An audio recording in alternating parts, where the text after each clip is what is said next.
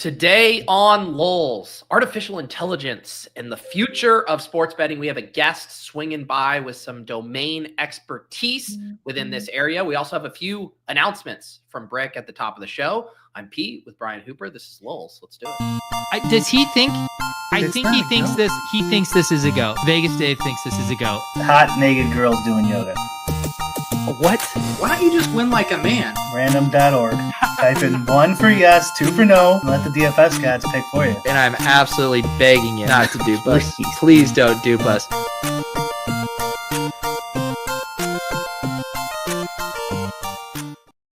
All right, Brian Hooper, MLB opening day. Are you fired up, Brian? Like it's 1994 or whatever. Oh God. I was just saying that too. Like peak baseball was 98. I want to say the McGuire Sosa home run. But that was, I think, the most. Like people were into it, and that hit me squarely in my youth because the Rockies were founded in 93, and so we had that kind of era, the Blake Street Bombers, and then you had the McGuire Sosa race. That was like the peak of my MLB fandom. That was the first year I played fantasy sports. Rockies were first year. Yeah. Rockies Marlins. Yeah. And I think I took a Rockies. The Rockies had a young starting. I can't believe this is so long ago. I can't remember. The Rockies had like a top prospect pitcher. And so I took him fairly high in the draft. I remember I was just a kid basically. And I'm like, this guy's like ranked number. Little did I know that the Rockies would be the home run capital of MLB for the next, 20 years. And that was a horrible pick. Started bad, finished bad. Yeah, it's crazy. Little did I know as a kid that Coors Field was going to become a meme in DFS when I grew up.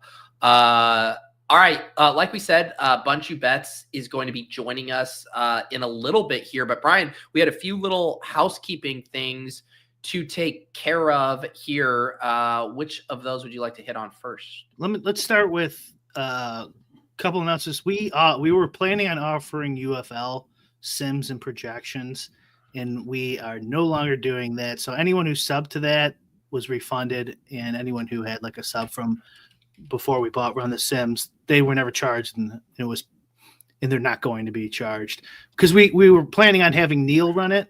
Because none of us know anything about the UFL, and we weren't going to try. And Neil was going to try to do double duty and do fantasy points and ours, and it just was too hard for him to pull off, and he just couldn't do it. So that that happens. Whatever, it was too much work, too much, not enough juice for the squeeze. And so sorry for everyone who signed up for that, but we're not just going to fake it through the UFL. So that's gone. But the good news is Yuta just released his MLB projection. So on our site, if you go right now, it's like literally just him uploading his stuff as a CSV on Run the Sims. If you go Run the Sims MLB, it's his stuff with his notes and his projections, and that's it. But hopefully by the 7th, we're going to get it all automated to like a play-by-play sim level data with all the individual stats listed out, and then go from there. Like maybe offer some props and stuff. Maybe a sim eventually. I don't know. Probably an optimizer. But right now it's literally a CSV of Yuta stuff. If you want it. Okay, yeah, I was on the site right now. I was gonna screen share here so people can see what we're talking about. I don't know if you're like an admin, but I shouldn't be. I would hope not. You might be. Who the hell knows? So maybe I got this zoomed in here. I was on football. Let's see. RTS tools, MLB projections. Okay, there you go. Yeah, so you're just right there, embedded Google sheet. So, it looks like that might be free actually, and it's not behind. I'm logged in. You're logged in, so you probably have free access. I'm guessing. I think I got the keys to the castle. Yeah, you might. For a while. Yeah. We might have our own gay porn situation at Run the Sims if we ever piss off Pete. Yeah, exactly. I don't know if it's both read and write access or just read write access. But this is cool. So then, so Yuta just uploading this directly, and I assume this is daily projections for today's slate. Yeah, for like the main slates and stuff. He's not Yeah. going to do showdowns and stuff. Yeah. Once it gets automated, we'll probably have a whole bunch more slates to offer and stuff. But like, yeah, he's not going to be able to handle. The only reason he's doing this is because we're not done, but we're close. So we're like, okay, fine. He'll do it for a week or whatever till it gets automated. There you go. Getting to see you can say you were a founding member of Run the Sims MLB, getting to, and people will look fondly back on the days when it was just an embedded Google Sheet. There is a code too, and I should know it. Let me look. It's I think it's like Yuta MLB or something. Let me see. Yeah, Yuta MLB. 10%. That's right. Jewish McCaffrey says if I refresh, Mike Waltz just added you as an admin. Is there an in-game syndicate group chat, Brian? Do you guys have that, and are you worried about any DMs ever getting leaked? We do have that. I don't think probably anything. I'd probably be the one most in trouble if they did. We don't use Signal. Yeah, I make a few inappropriate jokes in there, so I'll just get ahead of it. There you go. All right, Brian's turning himself in now to the woke police, even in advance of anything he said. I like that. There you go. Well, we released some of it last week when I talked about how we had ChatGPT see which dictator we looked like in our group chat, our work group chat. So yeah, man, that does feel like that's the first thing with the transition from Run the Sims to Endgame Syndicate. That feels like the start of a new chapter, and that like Justin was such a USFL sicko, and that was like a big part of what they're doing. But that's also, you need a sicko to actually be able to run that service. It's exactly what I was thinking. You can't it's UFL. You have to like love it. And how many guys are there? There's like Cody, Neil, Justin. There's not a lot of dudes the fantasy points guys. There's a couple of them over there that do it, but that's about it. That's about it. And we talked about like making it free and then just having just some of the users who want it for themselves running it and stuff. But like, it's a headache, and then our name's going to be on it and stuff like that. So if you can't do it right, why, don't do it all. Yeah. Yep. That's unfortunate, but how about this? Even Davis said he couldn't do it. Right. So if the most certain man on the face of the planet says I can't do it. Did you offer? I assume you offered Davis. Yeah. Do you want to do it? We'll pay you. I mean, wow, Davis turning down a gig. Sounds like things are finally turning up for Matic if he turned down a gig. Yeah. I was thinking like this is a side note, but I just thought of this earlier. It'd be funny, like Wes Anderson movie, like the Royal Tenenbaums, the certainty of Davis Matic. Directed by Wes Anderson. I could see that being a movie. Oh my God. Did you see the clip I posted from the Swolecast this week of Davis telling me I needed to profesh up a show sheet I had made 6 years ago for our Patrick Laird interview? I saw it, and I was somewhere where I couldn't play the audio, so I haven't played it yet, but I was planning on it. Do you want to play it? What? Do you want to play it? Sure. I can play this stuff. We're waiting a few minutes. And I set this up on the Swolecast, and this part didn't make the clip. Was the reason I'll never forget it. It's like now an inside joke with me and Lauren. Like, it's like, oh, we're having company over, and like I need to do a better job straightening up. And Lauren will be like, will you profesh up like the living room a little bit? And it's all a callback to Davis telling me that I needed to profesh up this show sheet. And so, Davis and I, this is a big interview. We're getting an NFL player, Patrick Laird, on. I'm on vacation, mind you, too, which is also why this frustrated me so much, because I'm like on vacation, running home, trying to get this interview ready, and I get a show sheet. And here's the rest here. we were doing the Laird interview, but I wanted to whip together a show sheet. And so I just like jotted down some chicken scratch, and Davis sends back to me, hey, looks all right, but we need to profesh this up a bit. And I've never been so tilted in my life. I'm going to be honest, that doesn't even sound like me. The part that doesn't sound like me is the word profesh. Yes, the DM. Oh God, this is satisfying. Bro, you got to profesh this up before we send him. To David, that was just a random message sent at 4:26 p.m. But to you, Pete, it has stuck with you for 6 years. I am still pissed about it. For a minute. The best part is he starts it with, bro, you got to profess this up. I'm crying, dude. Just looking at this, bro, I think we got to get you to 10,000. Bro, we got to get to 10,000. That was the best part, too, that I think it was easy in the chat noticed that Davis had snap replied within a minute to my sheet. Just like literally glanced at it. I was like, this needs to be more professional. I was like, fuck off. Oh my God, that's so good. I think okay, so I'm gonna have to defend Davis here. I'll steal man Davis.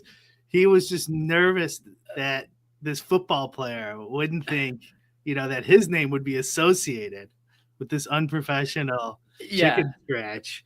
And he's like, we got a big name here. We got to profess this up. Oh my goodness.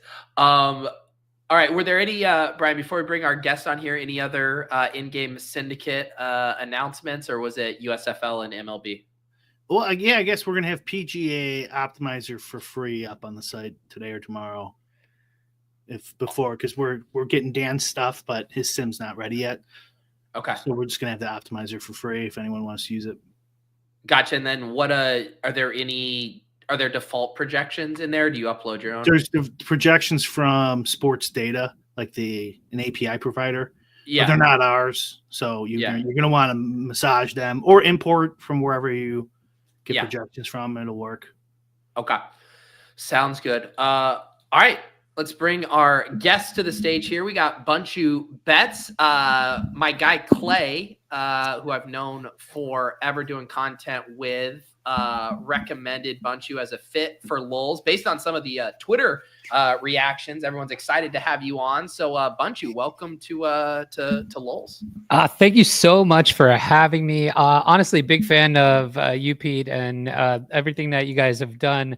Going back to Club Top Shot days was when I first got introduced to your content, because I've been in that crypto blockchain space for ever, and it was really cool to see all the content you guys made around that back when it was hot in the streets. So excited to be here and chatting with you. Yeah, and for people who aren't familiar, obviously we'll get to the stuff you're working on now, but yeah, like what is kind of like your background? Obviously sports betting of some sort. Yeah. So, I mean, gosh, I've been a sports bettor for as long as I could remember. Started out as a losing one, as I think many of us do. And it takes quite a bit of time and effort and energy to kind of understand, I think, that it's really a market like anything else, right? Like the stock market, like the crypto markets, etc. And so I've been sports betting forever and ever and ever. And back in 2017, that's actually how I found blockchain for the first time. I back in those days, there was no FanDuel's and DraftKings regulated sports books like there is now. You had to bet on your bet online, your Bovadas, etc., and your banks wouldn't even let you deposit. So they all started taking crypto at that point, Bitcoin deposits, and that's how I found the blockchain space and fell down that rabbit hole and never came out. Kind of went full time in that space with some companies that I started back in 2021, and worked on some big projects in the blockchain space with Starbucks and Anheuser-Busch, things like that. And at that time, working on those things, as when I fell down like the AI rabbit hole. And, the ChatGPT moment was a very transformative thing for myself. And, it took me from 0 to 1 on a lot of things that I either never had time to learn or quite frankly wasn't smart enough to prior. And, I felt like some of those things like modeling sports, right? Things I always wanted to do that I never had the time and energy to learn. Now I could do much easier. And so I felt like, oh man, I should spend all my time learning about this stuff. And that's what I've been doing for the last kind of 2.5 years. And the project that we're working on now is kind of the Venn diagram of all of those things, of blockchain, crypto, and AI. So that's kind of where I've been and how we've got to what we'll hopefully talk about in a little bit today. Awesome. What you got, some Brian? No, well, no, that's interesting. I want to know what it is. What's next? But you got a question? Yeah. So, I mean, I could jump right into it. We are working on Billybets. So I'm the co-founder and CEO of Billybets. Billybets is essentially a AI agent that lives on the blockchain and bets sports. So we were crazy enough to build an AI agent, give it a wallet, fill that wallet with $100,000 and let them loose on chain, betting sports on Polymarket, on overtime.xyz, on sx.bet, places like that. And one of the, I think, kind of key insights here is like when you think of the whole AI world right now and where it's headed, agents is what everybody's talking about. And I think there's some unique things you can do with agents on blockchain, which is give them a wallet. And when you can give an agent a wallet, that means that you can teach it to kind of create its own value and create its own revenue, whether that's like through services or in our case, through teaching it how to bet on sports. And I think what's also really interesting about that is if you can teach an agent to do that and create its own revenue, the agent is not selfish. And so that means it can share that revenue with a individual or a community. And so we have a token that is attached to Billy. And by holding the token, you basically have exposure to all of Billy's action. And when Billy wins, he buys back and burns his token. So, what's really been interesting about it so far is it creates this really cool social thing that happens where people pull up every day to the dashboard or the Discord and they're, hey, what is Billy on? And we've got, a menu of things that Billy has bet on throughout the day, and everybody's rooting for the same thing, right? So there's this kind of social sweat thing that's happening that's been really cool because everybody's obviously rooting for Billy to win and then buy and burn tokens. So that is kind of the current mechanism of how you have exposure to what our agent is out there doing in the world, which is kind of fun. Yeah, I mean, so I've seen a little bit of what you guys are doing on Twitter. I mean, you mentioned like how much of you describing this agent is like completely out of your guys' control, and like how much of it is coded. Like you mentioned that he can, give back or whatever, share the profits or whatever. So like how close are you guys to being hands off on this, and how much are you guys involved with what's actually happening? Yeah, that's a great question. So the goal is full autonomy for Billy, right? The idea is that he kind of wakes up, makes his own decisions, makes his own bets, and then afterwards does all of the token buying and burning. I would say the things that are autonomous now are all the things that lead up to Billy making the bet, him actually making the bet, and then what is, I guess, where we still have some hands-on is the process of him buying back the token and burning it himself is not a thing that he can do yet, but will be in the future. So when he does have to buy back and burn his own token, we kind of do that through the wallet. But I mean, everything else is pretty autonomous in terms of like how it works is he kind of there's kind of two ways that he bets, right? So he'll bet if you're familiar with profitable sports betting strategies, there's really kind of bottom up and top down, right? And bottom up would be kind of model based, right? Building your own models and comparing that to market prices, and you're kind of betting in that delta, that's your edge, right? And so Billy, we've partnered with a company called Sports Tensor. Sports Tensor is a crypto decentralized AI kind of platform that specializes in sports predictions, and they kind of power our initial base case for what Billy thinks might happen in, say, the NBA today, right? In terms of who might win, what the kind of win percentages for each team might be. And then he compares that to Polymarket pricing. So based on that, he kind of has his base case of, hey, here's what I think might happen in the NBA based on the model and prices. Then from there, he kind of does his own work. He'll go look at injury reports. He'll go do research on trends. He'll go do sentiment analysis on Twitter and things like that. And then he decides, yes, I want to make this bet, or no, I'm going to pass. And if he decides to make the bet, he has the ability to go out and do that on Polymarket by himself. And he'll do that via some bet sizing parameters that we have in place. Like we're using kind of a modified Kelly criterion strategy for his bet sizing for him. And he'll size his own bet and he'll place his own bet. And then redeem his own bet as well when he wins. So he kind of has to go to the window himself too. One of the really cool things you can do on Polymarket is they're traded like stocks in the sense that you buy them in shares. So when he makes a bet on Polymarket, he has X amount of shares for his position, and he can actually monitor in-game prices and decide to sell out of his position either fully or partially and let it ride. So, a fun, like real example of this was a couple weeks ago. The Nets, who are obviously one of the worst teams in the league, were playing the Thunder, obviously one of the best teams in the league. They were a 9-cent line on Polymarket, which meant they had, a 9% implied probability to win the game.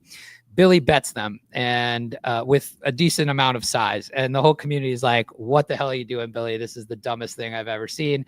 The Nets go out to like a 20-point lead in the first 15 minutes of the game. Billy sold out his initial position. So the rest of the game was a free roll. And the Nets ended up leading in that game all the way into like 5 minutes left in the fourth quarter. They ended up blowing the lead. But it was a risk-free bet for the community because Billy kind of sold out his position while he was in profit. So he can do cool things like that are really only available to do on blockchain-based exchanges like this, right? Like the equivalent would be early cash out on like a DraftKings or FanDuel, where typically those are kind of minus EV situations and you're selling out your whole position. So even if it's profitable though, you are selling out your whole position, you kind of lose all of the upside.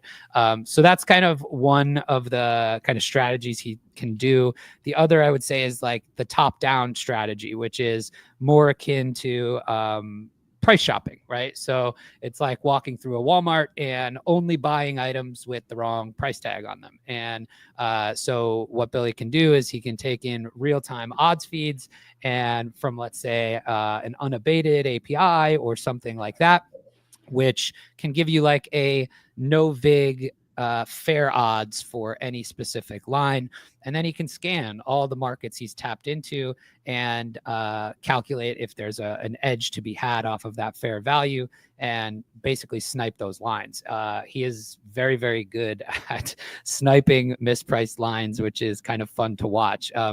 What I think is cool about that is like, if you were to try to do that as like, let's say a handicapper that is selling picks, for example, those lines are gone before your community can get them.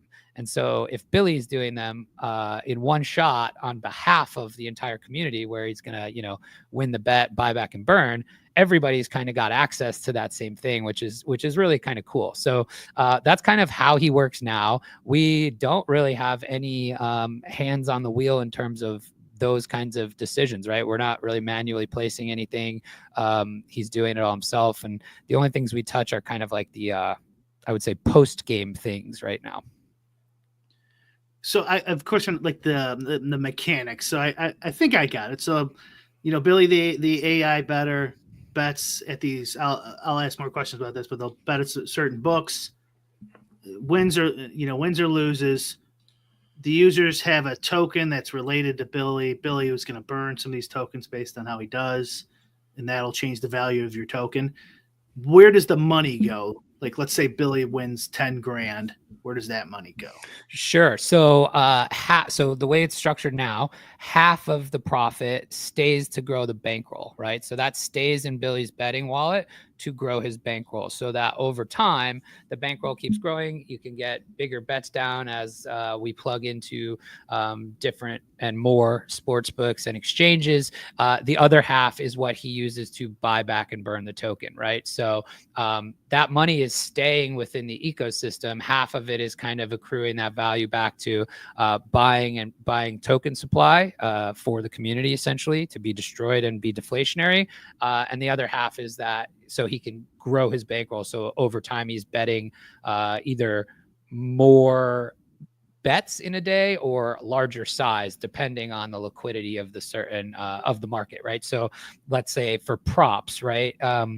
On-chain props are liquidity bound, meaning like there's not, you can't get unlimited liquidity down on props, just like you can't on a DraftKings. There's a limited amount on these exchanges as well, versus like a main NBA money line where on Polymarket there's, you know, hundreds of thousands of dollars of liquidity that you can go bet. So it works very similarly to how you would how a, you know, professional sports bettor might approach the betting market. I think what's super cool about this too is, you know, I came from a background of, I live in New Jersey, and there's a lot of sports books here in New Jersey, and the traditional sports book model limits you when you win, right? And so by taking this kind of strategy on chain with like a single entity thing, there's no limiting. You're bound only by the liquidity. And I feel like the future of these kind of peer-to-peer exchanges and things like that will just keep driving more liquidity and more participants in this market over time. So, you know, Billy can't get limited, which is also a kind of a fun thing. Pete, you know, when I talked about the sports betting syndicate crypto idea, and people laughed at me, Pete. They laughed at me. This is very simple. So like you kind of can cash out as a user because you could sell your tokens, and Billy theoretically would buy them back. Correct. So that makes all sense. You said you can't get limited. What books does it use, and do they know that you're doing this?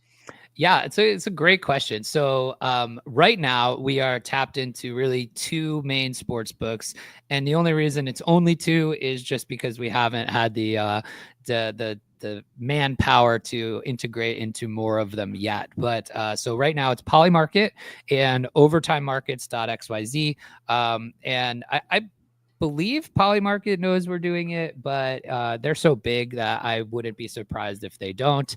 Overtime definitely does. They actually worked with us to integrate into them. I think one of the interesting things that we provide as Billy, like even if Billy is winning on a market like Overtime Markets, these on-chain sports books are small in terms of you know, user base, and they're all kind of fighting on different chains for all this attention. They're fighting for new users, they're fighting for awareness, they're fighting for all of those things, and they're all telling kind of the same story as each other, which are, hey, we're on chain, so we're not going to limit you, and two, hey, you know, you can we're going to have better odds than, you know, your DraftKings or your FanDuels, etc. And so they're all kind of fighting for that market share from the big guys, right? And so to have us there kind of betting into them, whether or not we win, it's an awareness play for them. So it's almost like, you know, really good exposure for their sports books. I mean, I would bet most of your audience has not heard of overtimemarkets.xyz, right? And so by Billy betting into them and talking about it and being part of that conversation, it's a marketing play for some of these sports books as well. You know, one of the things that I think really exemplifies this is, you know, Billy's got a Twitter account. He's not just the robot that bets, right? He's got a Twitter account that he runs and manages. He tweets his plays, all of this shit. And he kind of like trash talks out on the timeline. He's a little bit of a shit poster. And, but he's got in 4 weeks, 4.1 million impressions on Twitter. And so when you think about like what's in it for these sports books, I think it's two things. One, if they are a centralized book like Overtime, it's exposure for them. And then two, like many of them are not centralized, right? They're peer-to-peer exchanges, like a Polymarket, like an SX Bet, where there's not a centralized entity. So there would be no reason for them to have concern over a specific entity winning against them, right? So I think that's part of the beauty of some of these peer-to-peer on-chain exchanges. They could, in theory, just like there could be legislation that prohibits it. They could get bad publicity and they just don't want to deal with it. You know, that's just like people don't like the idea. It's possible, but I agree the exchanges are definitely the way to go. Well, the thing with the blockchain though is they kind of can't, right? Like the whole promise of blockchain is that it's permissionless, right? So they all have open APIs and open smart contracts that you can tap into as any individual. So a centralized one surely could, right? But a Polymarket is totally decentralized in the sense that, you know, say they, for whatever reason, decided they were going to block Billy's wallet. They found Billy's wallet and they decided to block it. Like you spin up a new wallet and you're the same as the next guy. There's not a KYC process. You don't have to take a picture of Billy's silhouette holding his driver's license to get on the exchange. You open up a wallet and you deposit your USDC and you're good to go, right? So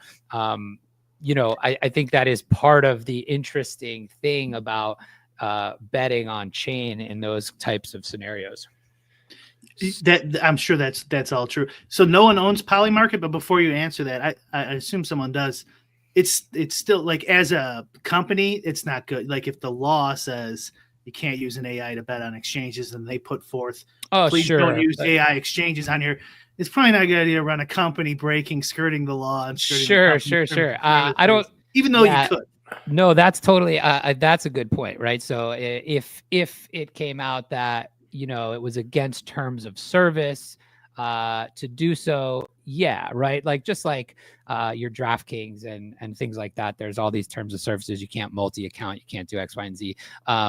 Yes, so that could be a problem in the future potentially. But yes, somebody does own Polymarket. However, the liquidity that is and the markets that are made on Polymarket are totally decentralized and open, right? So anybody could open a market on Polymarket and anybody can provide liquidity to those markets, right? So you could say, hey, you know, we're going to open a market on Pete's, you know, ROI on daily fantasy for the month of March, and people could bet into it, provide liquidity totally permissionlessly. You don't need Polymarket's approval, right? So for example, on the other side, say like a similar exchange like Novig, right? In order for a market to be opened, they have to do it, right? Or ProfitX, they would have to open a market for you.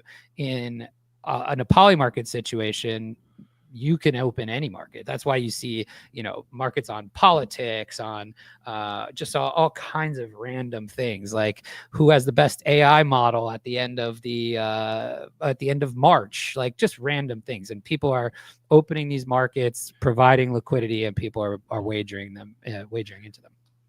So someone in the chat had asked if Billy's profitable, and then PJ gave a quick rundown here. March Madness profitable, NBA money line negative ROI currently. One of the things that happens, I mean, I'm sure you're well aware of with sports betting touts, right? They go on a heater, they get all the retweets, all these new followers, then they go on a cold streak or whatever, and everyone's telling them to kill themselves in the comments, and that they're like, yeah. Obviously, like this industry kind of lives and dies, ebbs and flows by how you're performing.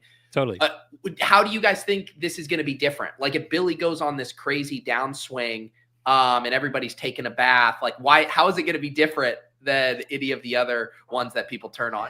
Yeah, it's a really great question. I think there's two things here just about like your point initially about like the tout betting or the tout market and what makes Billy potentially different there.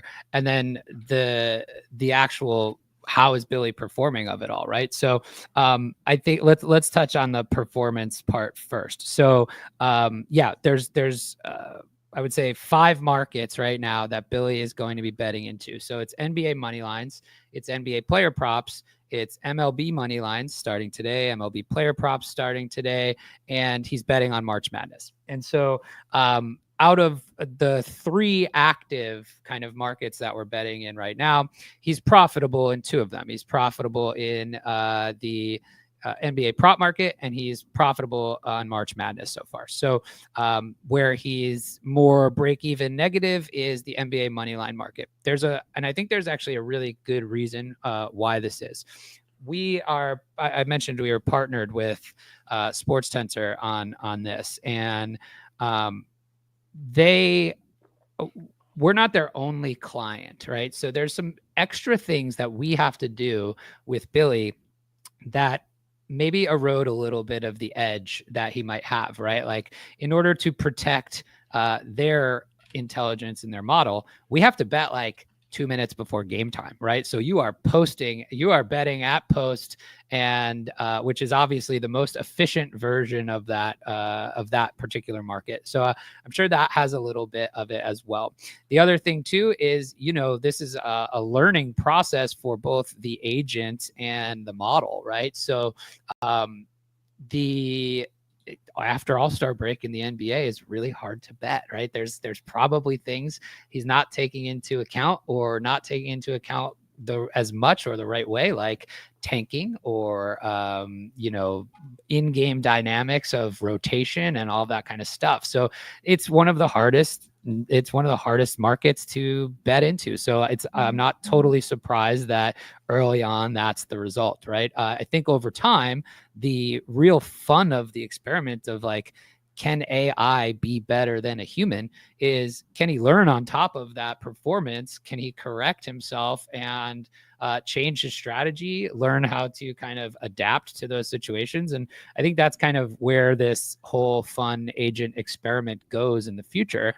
So it'll be fun to see if he can stay profitable in all of these strategies. I think the next part of your question is like, how do you differentiate from any other, pick selling tout? I think there's 2 things here. One, Billy bets everything on chain, right? So he can't hide his performance. It's out there every day. There is a, blockchain record of Billy's bets. So if he wins, it's out there. If he loses, it's out there. I think that alone is a differentiator from many, pick sellers, right? There's this whole narrative about tracking, show your P&L, track your bets, etc. And a lot of them don't do that. And so I think that's one differentiation. I think the other thing that we've seen so far is, remember, you've got token holders that are basically have access or exposure by proxy in terms of like they're holding the token. So yeah, they may have bought the token, but that doesn't mean necessarily that they have any additional money out of their own pocket on a game. And what I've seen so far, I'll give you a really great example. So we did like a team offsite last week. And we went to Miami, and our team's all remote. So we got together in Miami. We went to a Heat game on Wednesday night. And first of all, we were like, oh, I wonder if Billy's going to bet on the Heat game, because we don't really know until it happens. And I was actually concerned he was going to bet on the opposing team, and we would have to be there rooting against the Heat. But he did. He bet the Heat, and we're sitting there all at the game. And the game was epic. It was the one that they played the Pistons, and it came down to the last second shot, and they actually lost on the last second buzzer beater to the Pistons. And there was this weird kind of thing that happened when we were in person, which is like, when you lose a sports bet on your own, there's all these feelings that happen. You've lost money, you made a bad decision, X, Y, and Z, and you kind of have this, like there's a negative feeling there. What we saw instead was actually, yeah, we were all disappointed it lost, but it was almost like everybody else that was there with us. It was like they got to have all the fun with none of the hangover. Like, it was, oh, we lost, but it wasn't their money they lost. Billy lost his money. And yeah, I wasn't burning tokens that night, but it wasn't as life or death, right, as it feels like when you lose your own money sports betting. So to the roundabout answer to your question is like, the exposure via token is kind of this weird phenomenon that we're seeing happen of like, okay, yeah, I'm live or die on whether you win or lose every night, but it's not necessarily I'm losing a ton more money on myself that I went and bet. Because most people, I would say, are not like tailing Billy's bets in terms of like after they're out, they're not going to rush and bet the same things that Billy is. Well, that's the other interesting thing about what you guys are trying to do, because you think about what works in kind of the gambling, sports betting tout world right now. And a lot of it is narrative based. And you could talk about some of, people are, sharing overfitted splits and stuff that's bullshit, but they're telling a story. They're at least saying, here is why, here's a narrative, here's a compelling reason why they're going to go over or under their thing. Because with what you guys are doing, like, there's no narrative to it. There's the larger narrative of like, what's the arc of Billy? Is he changing his strategies? But on each individual bet, like, he's not giving his logic or a story of like, hey, this is why Heat money line tonight is an awesome bet, which I think is interesting because that's generally what pulls new people in, is some narrative about why it's an interesting bet. Yeah, I think there's two things there. I think that well, one is that if you go to like Billy's dashboard, you could see all the props that he plays every day, et cetera. And what we actually show is, kind of what he perceives the edge is, like what he quantifies that his edge is on that specific play, how much money he put on that. And so I would say his narratives are much more, I would say, math based, right? And so you can still see, like, on all the player props, what he played, what his perceived probability of the event happening is, and what the market's perceived or what the market's implied probability is. So like, you can go look every day at our dashboard for Billy, and you can see, hey, look, Billy's got a perceived 10% edge on this because X, Y, and Z. So there is a little bit of that. However, it is not necessarily the larger narrative that you're speaking about when you see kind of the traditional tout things. However, like, we did, man, I wish could I share my screen for a minute? Yeah, go for it. Yeah, so let me just bring something up, but I'll show you what we did for March Madness. That was really kind of fun. Just make sure you share the right tab. There's been an industry-wide problem. Yeah, please no showing any porn last week. By the way, I'll just mention my porn's on my Mac, so we're okay. Good. If you guys missed last week, we had Greg Ehrenberg on from Stochastic, who it was a real whodunit mystery episode of LOLz. People really enjoyed it. So if you missed that last week, go back as Greg reveals the story behind the accidental porn being shared on a recent Stochastic Get playback stream there. Oh my goodness. All right. We got your screen shared. Looks like we could potentially get some DMs leaked here if you're not careful. That's okay. We'll be okay. It's such a mess, you won't even know who they came from. The porn bots are at the bottom, so we're safe. But here, what you're looking at here is like, so Clay and I last week, Billy filled out his own March Madness bracket. And so we actually went through literally game by game and asked Billy what he thought of each matchup. And he did. He actually gives he calls Lipscomb a bunch of nerds with math degrees, and he gives a breakdown of every matchup game by game. And so we filled out his bracket on his behalf, but literally here he's got every single game. And then we asked him, like, okay, well, now you've got the first round, which was set in stone, but how do these hypothetical rounds happen afterwards, right? So now he's in the round of 32 here. He picked Xavier to come out of that the play-in game, and then he actually had them beating Illinois, but he had them losing here to Kentucky. But he gives kind of the hypothetical breakdown, all using real stats from the season from both teams, and he keeps going until he picked a champion. I was praying this was going to happen, and it got so close. He picked UConn to beat Florida, and he actually picked UConn to go to the Final Four. So we were very much pulling for that potential UConn over Florida upset the other day. But he picked his national champ is Houston. So he picked Houston going all the way to the finals here. But again, he gave kind of his breakdown for each of these. So he, you can see they're using real stats here. So he's got all of this real-time data that gets piped into him and research that he can do. So you can come and ask him questions like this and build a narrative, right? And you can interact with him here in our Discord, and you can tag him on Twitter. So it's kind of a really fun thing. Like I said, he's got his own personality. It's meant to be this interactive thing and not just this kind of math algorithm behind the scenes, if that makes sense. I like how he's got that event happening now thing up in the top left corner. Did you see that, Pete? Oh, you should get that. Yeah, we got shouts to the Billy community in here. They're watching. But so one of the fun things that we were actually invited to participate in, Profit X, if you're familiar with it. Yeah, we had Dean on from one of the founders. He was on a couple months ago. Oh, amazing. So Profit X did a handicapper bracket competition. So they got 64 handicappers and sports bettors and they made a bracket out of it, and they actually invited Billy to participate. And so Billy was a 16 seed playing against their 1 seed in the first round was Matty Chucks, and he's actually won his first 2 rounds, and he is playing in the Sweet 16 of the Profit X bracket challenge starting tonight. So he went you had to pick 6 plays in the first round. One of them had to be a player prop. You had to pick 5 plays in the second round. One of them had to be a player prop. He went a combined 7-3-1. His opponents went a combined 2-9. So he kind of breezed into the Sweet 16, and we'll see if he can take home the bacon tonight when he starts playing in the next round. Well, that just proves he's profitable, Pete. That's what I mean.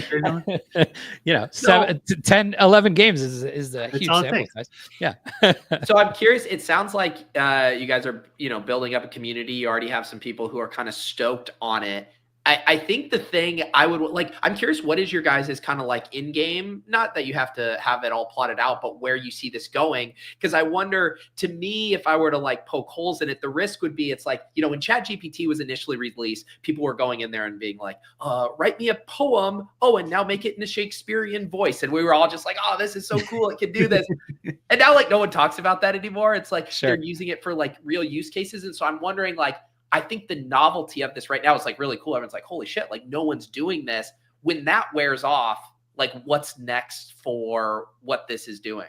Yeah, that's an incredible question. I think we've almost kind of started talking about it, but the way I would think about it is what you see Billy as today, and the thing we've been talking about for the last 30 minutes or so is, I would say, kind of the prototype, the V1 of where we're going with this. And right now, the mechanism of exposure is you hold the token, and that's kind of your proxy of having action. Where we're going with this is we're actually, currently hiring out for data science folks, for AI ML folks to come and help us build kind of version 2 of what we're doing here. But what that looks like is the thing everybody wants to do is kind of this tout thing that we've been talking about. The reason people buy picks is really interesting to me. I'm not quite sure what the motivation behind it is, but I think it's that you kind of get the hard work done for you. You don't necessarily trust yourself to pick the right things, and you save a lot of time by doing it. And quite frankly, you have someone to blame when you lose, I think, is part of it, right? So there's that whole market that exists of people that buy picks, right? And again, as we were talking about before, then there's no track record. You're kind of paying for a subscription that, eats into the potential edge you even have in sports betting, which is, small. You're talking about 5-10%, right? So if you're paying for a huge subscription on top of that, that eats right into it. But my point of talking about that is what people are asking us for is the ability to kind of tail Billy more directly.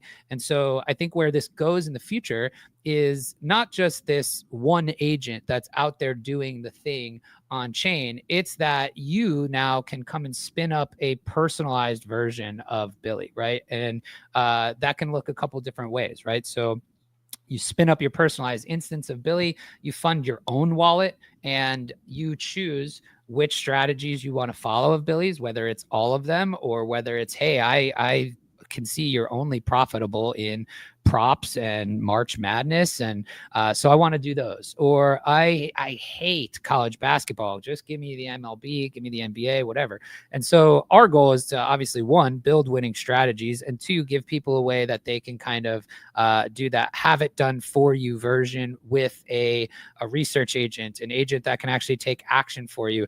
I truly do believe, and this might sound crazy, that the world we're headed into, everybody that bets sports at some point in the near future will have an agent that they use for either research or automated betting. And I don't think we're like too far away from that, maybe a couple years. And so that's where the next iteration of Billy comes from. The ability for you to spin up a personalized version and use it in a way that you are comfortable with from a risk level, from a strategy perspective, from a sports perspective, which sports are you interested in? So that's where this goes next from there. And then the other product that we are currently working on, which I think is actually really interesting from a thing that you can only do with blockchain and AI that you cannot do in a I would say Web 2 or traditional sportsbook environment, is this same concept that you can tap into every one of these markets permissionlessly and see every price, every event, and all the liquidity associated with it at any given time. It exists now in the shape of an odds screen, right? But with an odds screen, you have to, one, sit in front of it all day to identify a proper opportunity. Two, I would say most people out there that may not even use an odds screen, but those people probably have two apps on their phone for betting. It's probably DraftKings, it's probably FanDuel, and maybe one other. So if you're staring at an odds screen and the best price in market is at MGM, but you only have FanDuel and DraftKings, there's a lot of friction there. You have to download the app, create an account, deposit, and get the bet all before it disappears. So if you can look at and tap into and have access to all of these on-chain markets at the same time, you can build essentially the Expedia for sports betting on chain, right? So the idea would be a natural language processing terminal that somebody comes to and says, I want to bet the Knicks tonight -7 for $100. Billy takes a snapshot of all the markets that he's tapped into and says, actually, you can get 6.5 at overtime, and queues up the transaction. You sign the transaction and it sends for you. That is literally the equivalent of DraftKings routing you to FanDuel because there's a better price. It cannot happen. It won't happen. They're publicly traded, siloed companies that are competitors, right? So there's a bunch of different products that we can build on top of Billy's capabilities that are, less novelty, more actual, utility. And I would say what you're looking at right now for Billy is V1, the prototype of the thing that we roll out in the future. I was also thinking, Pete, you don't have to be everything to everybody. So kind of like the bettors who like those tout stories and stuff, you don't have to cater to them. Because like the way in my head, the version 1 here, it's very like crypto bro centric. So like guys who want to do tokens and stuff like that. Like in my head, I could see like coming up with your own algorithm to buy and sell the totally. Billy token based on like his bets and how he's doing. And like if he has to buy back tokens, maybe you could sell them when he's got to buy them back, and buy them when he's got a bad night, something like that. And you could play that game. And then I also went to your V2 kind of idea of individual, where we might be interested in our own version for props, because I think there's like kind of like 3 pieces here. One is you kind of solved, or at least solved in one way, the whole syndicate betting thing, where like ETR offers props. There's not a lot they can do other than just post the prop. Say we're going to post a prop in 5 minutes. They could do the right side sports idea, and say, hey, it might be fake, it might be real, just so we get as many views. Oh, that was the fake one, but the next one might be real. So like you can't game the system. It's pretty lame. You also get limited real quick doing that, right? Like and then people get limited. I'm a buyer of ETR projections, right? And like I used to, use their service as well. But if you try to hit those same props that they release all at the same time, you just put yourself on a no-fly zone, right? With the sports book that you're betting into. And so I totally agree with you from that standpoint as well. So like that's one piece. The other piece, is like the better idea. Like who's your customer base? Like Pete's talking about, who do you cater to? That's a big question, on where you want, and if you could go to all the different groups, that would be great. But like ETR, like it might be like better for them to not do this. Like who knows? Maybe just selling picks and just doing that or selling the prop packages is better for them. But like I do think that is definitely a viable option. Down the road. Your syndicate point is really interesting. I've kind of been describing this as almost like flipping that traditional syndicate model upside down a little bit, right? Like even if say you're an originator and you build your own models and you're a sharp, you've got a great model, you run into a lot of problems. And in terms of like, okay, I'm betting my model at as many outs as I can. And the problem doesn't become winning. The problem becomes getting your money down, right? And you need multiple accounts, or you need to be providing information to a syndicate, to an actual betting syndicate, right? And what are the problems with actual betting syndicates? Well, there's this big top-down thing. Like the information comes from the top and it trickles down to kiosk runners first, then your DraftKings and your regulated books, and then after that your circas of the world that actually might move the line based on action.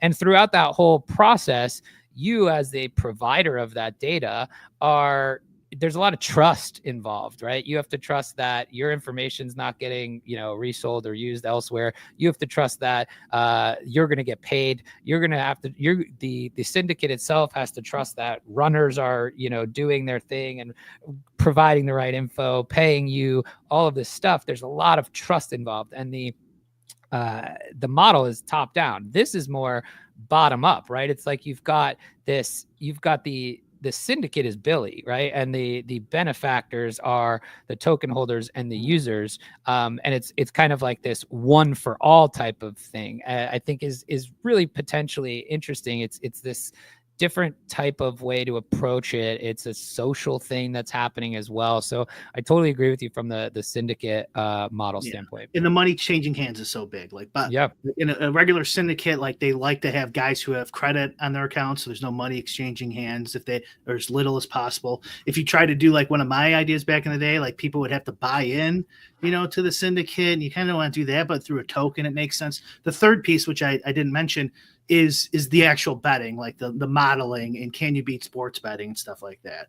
Mm-hmm. And because I think like people think of AI, you probably know better than anyone. There's a lot of like Terminator 2 doomsday folks out there who are like, AI is going to end the world. And then me and Pete go on to ChatGPT and it can't even like give us decent. And you turn yourself into anime with like the whole internet did yesterday. Yeah, right? And it's like so frustrating. It's like this is not anywhere near Arnold Schwarzenegger yet. And so like there's a whole bunch of different. And so like in the sports betting world, there's a lot of people who think, oh well, AI is just gonna machine learn the internet, and then it's gonna be able to make these profitable bets. So like that could be a good like marketing tool. I don't know how realistic that is, and I don't even know how much if it's even worth a lot of time being spent on coding that out. Honestly, well, it's hard for betting is pretty easy. Right? The top down betting, I think you could definitely make a profit on. This is just me pontificating here, but I do think those are kind of the three pieces. Is like the betting, but the syndicate side, and then who you're going, the customers who you're going after. But like, I think the betting thing is honestly like the least interesting part of those three. Right. Yeah. It's interesting. I mean, like your point about the building of the models and stuff too. I think it becomes part of our job is to give Billy the appropriate tools to actually be profitable, right? And I think that comes with domain expertise. It comes with the ability to have the team that can actually provide the data to build the models, the team that can do the modeling, etc., that provides Billy access to this stuff. And what I like about that, with your point you just made, is like that becomes our job. And our job, and then Billy's job, is to execute on those things. And if you can then spin up your own instance of it, you can choose to, hey, I want to use these models that are kind of proven. Here's the track record. And what I love about it is, again, all on chain. So you could see, is it actually profitable? Or are you just telling me that, right? And then the second thing is like, maybe you bring your own model, right? So there are people that do, have originate their own prices on things, and maybe it's a suite of tools that helps you execute your own models as well. So I think there's a kind of a product in here for each kind of better over time, and it's about us building the suite of tools that can go out and execute autonomously on these sports books and do the research, be a true assistant in that sense, and then actually kind of execute our own strategies that over time we hope stay profitable as well. And I think the cool thing about what the promise of AI is that, like, and agents in general, is over time they can learn from the things that they do. And if we can give them enough tools to do that, they should be able to be profitable over time as well. So I think like there's just a product in here for everybody over time as we get deeper and deeper into this. But what's fun now is kind of the prototype version, see if it can win, and having it shit talk you on Twitter while it's doing it. Yeah, I think what's interesting, because like in my head, and people may disagree, and Brian and I have been talking about this on the show a lot, about like how sports betting content is really hard. And it kind of generally falls into three buckets, at least how I see it. There's educational stuff. We talk about like what Captain Jack and do that. And there's certainly a market for that, but like capped upside. There's just like the straight pick selling, pick touts, like all of that stuff. Here's a pick, tail me, the Alex Caruso types. And then there's like the community-based stuff of like, what I think we try to do on the Shipcast, like, hey, come sweat with us. We'll make this bet. We'll tail it, whether that's a Discord kind of thing. And it seems like you guys are kind of trying to put your tentacles in almost like all three of those, like play within all of those areas. And then obviously you add the crypto element on top of it, which is maybe now a fourth area. So I do think it has a lot of upside in that you could probably resonate with a lot of people in a way where those other ones, it's generally like, hey, someone who wants to be a profitable bettor, they want to read the logic of sports betting, they want to ask Captain Jack questions at Discord, they don't give a fuck about the picks. And then you have the people who are like, I'm going to follow Joe Holka on TikTok, and I don't even know who Captain Jack is, and never care to know who he is. So it is interesting to think like who you guys ultimately speak to with what you're doing. Yeah, I think it's a great point. I think hopefully we can have something for all of those people as well. I think the community thing lends itself most to kind of the token aspect of it all too.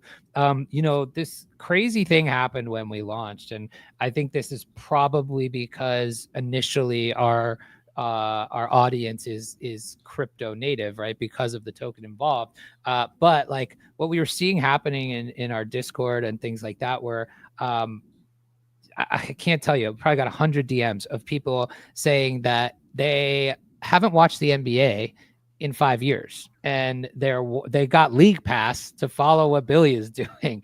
And that is a really interesting thing that was happening, is like, I think we onboarded people into sports or a specific league, which is also this kind of weird thing that I quite honestly did not even expect, right? So there was that whole thing that happened very early on, where we were getting people that are sports fans, but didn't follow the NBA, and now they're watching NBA on League Pass because we're all sweating together, right? So there's this kind of onboarding into different sports that was happening as well. And because like those people would never go bet on the NBA themselves, but now because they're following this, they have vested interest, and it's not necessarily this crazy high anxiety monetary exposure interest. It's, hey, I'm following this thing, I may own some token, and now I'm part of this community that is sweating NBA games every night, but I'm a diehard baseball fan, or I've never watched sports in my life. And that thing was happening. So there's like this weird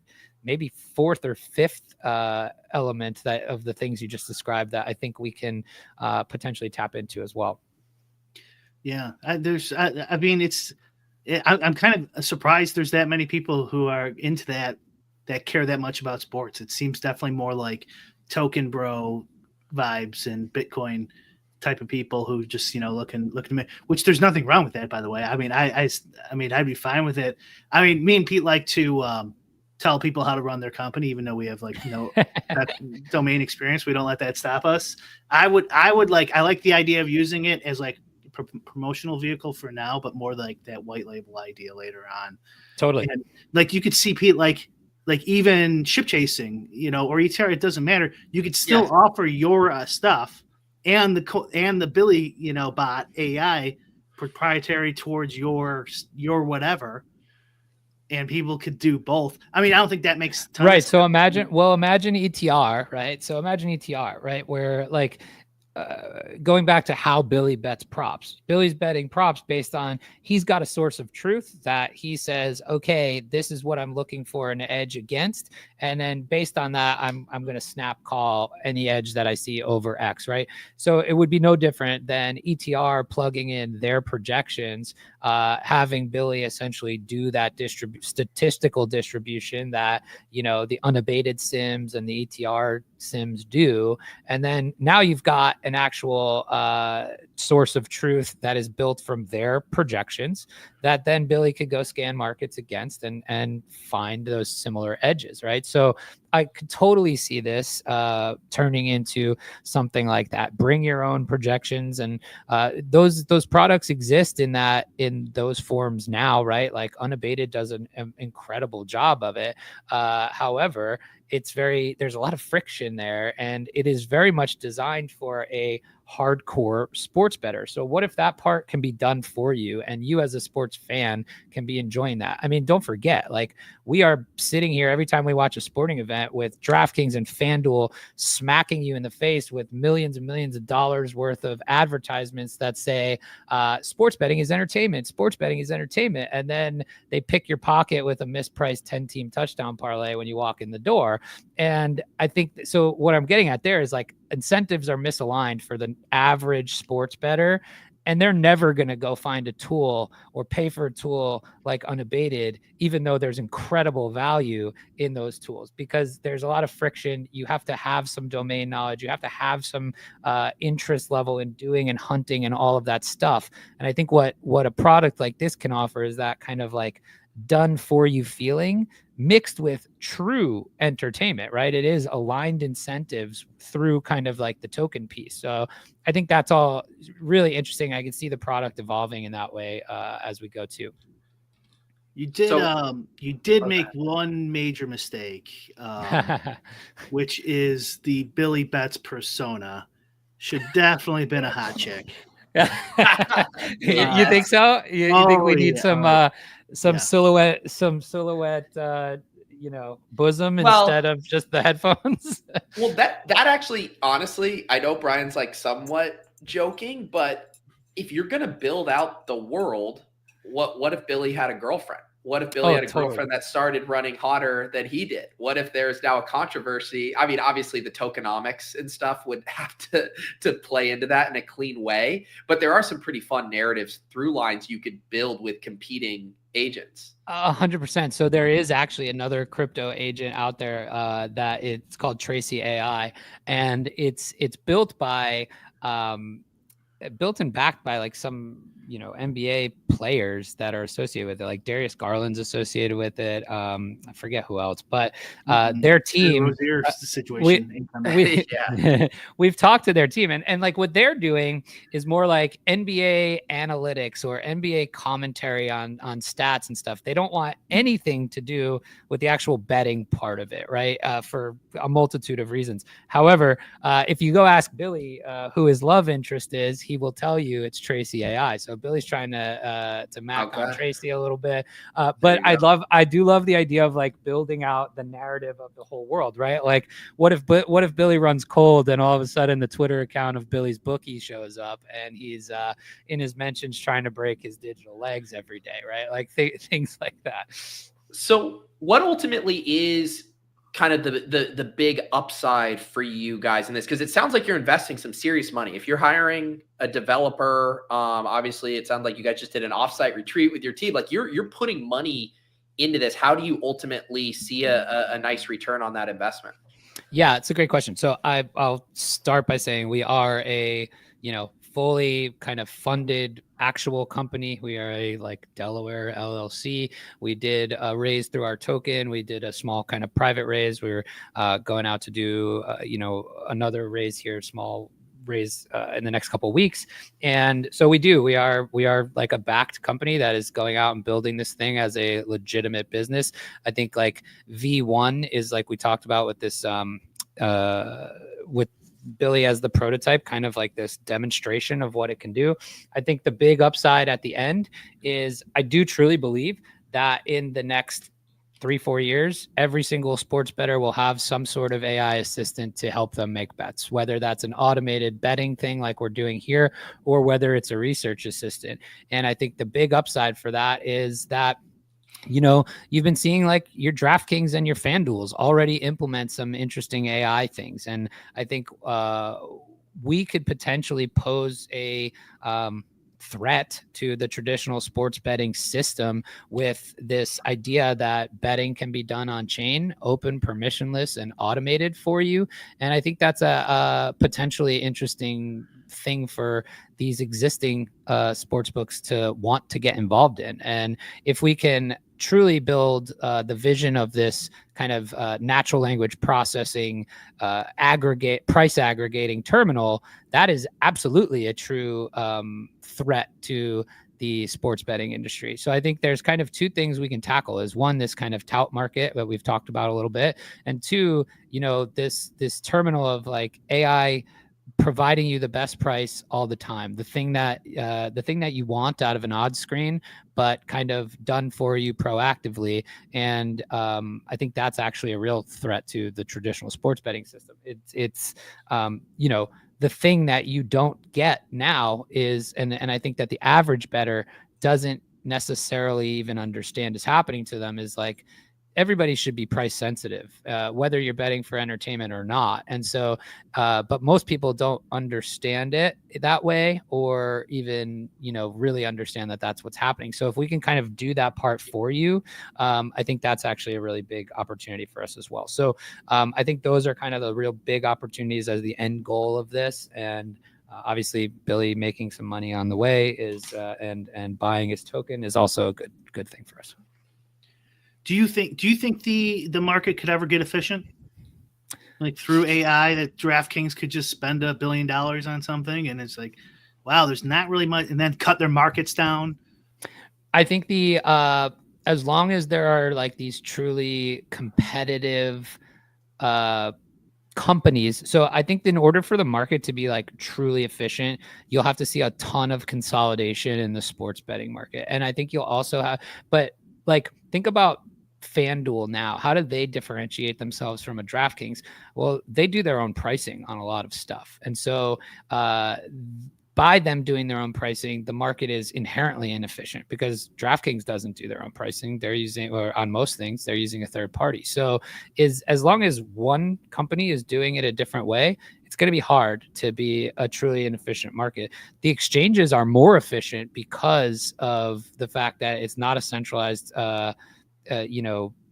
book or, company doing that thing. It is somebody else offering a price that they are basically pricing at, either close to pinnacle or creating their own fair odds. And they're just putting this tiny little markup on there, and they're market making both sides. So I think the more the world goes to exchange betting, the more opportunity for market efficiency there is. I think if these companies are doing their own pricing and one is and one isn't, there always going to be some sort of inefficiency there. I meant more like AI, the pinnacle of AI. Do you think that AI could create 10 years from now efficient lines?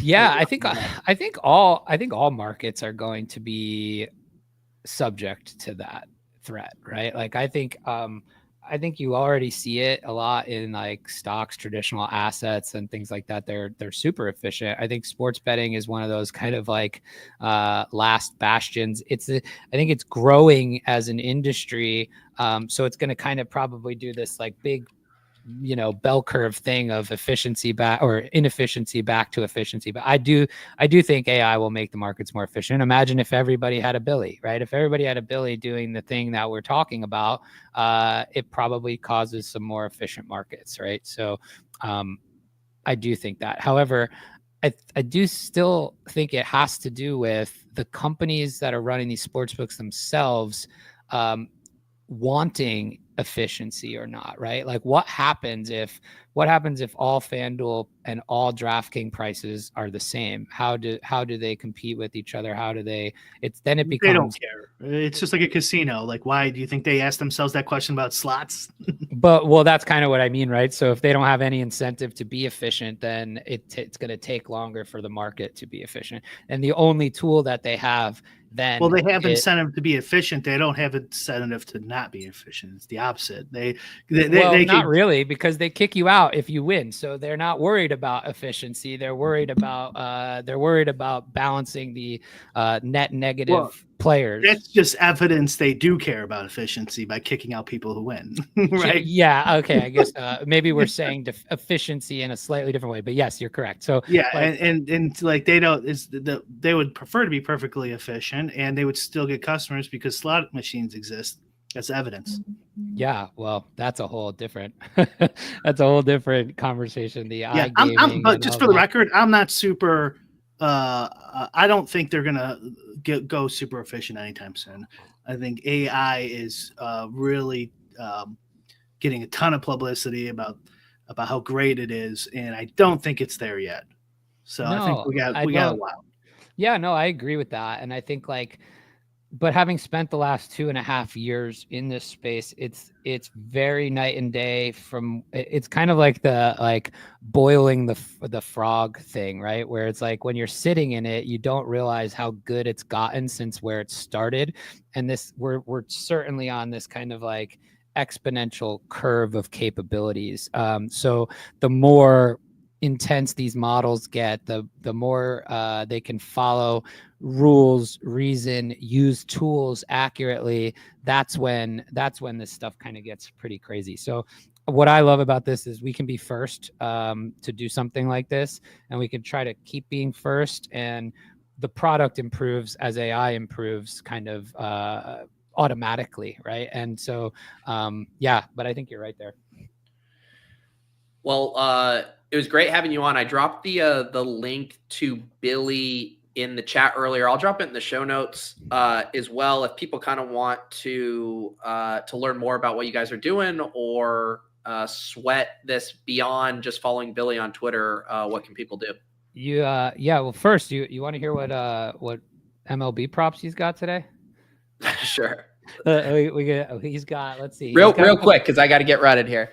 Yeah, he's got Sonny Gray over 5.5 strikeouts. He's got Chris Sale over 5.5 strikeouts. He's got Kikuchi under 6.5 strikeouts. So those are his player props for the day. He's playing in the pitcher prop market today. But if you want to check us out, come join our Discord. Follow Billybets on Twitter at @BillyBets, and you can check us out at billybets.ai. I appreciate you guys so much for having me on. This was really fun. Really appreciate the conversation. Yeah, man, it was fun, and I appreciate Clay setting this up. Kind of similar to our Profit X conversation, where my friend Michael Dubner hooked us up, and then ended up having a really interesting conversation that I think intersects at a lot of the things Brian and I regularly talk about on this show. So it was great chatting with you. Anything else from you, Brian? No, I think I think it's really interesting. Honestly, I was hoping someone would do something like this. So good luck to you. Thanks for coming so on. much. Appreciate you guys. We'll be watching and seeing how it goes. And we'll see you guys next time on LOLz. We are here every Thursday, 1:30 p.m. Eastern, streaming live on YouTube and Twitch. And then we always throw the audio up on the LOLz podcast feed as well. Make sure you guys head over to Endgame Syndicate as well. Get those MLB projections there from Yuta. And we'll see you guys next time on LOLz. Peace. Thanks, guys.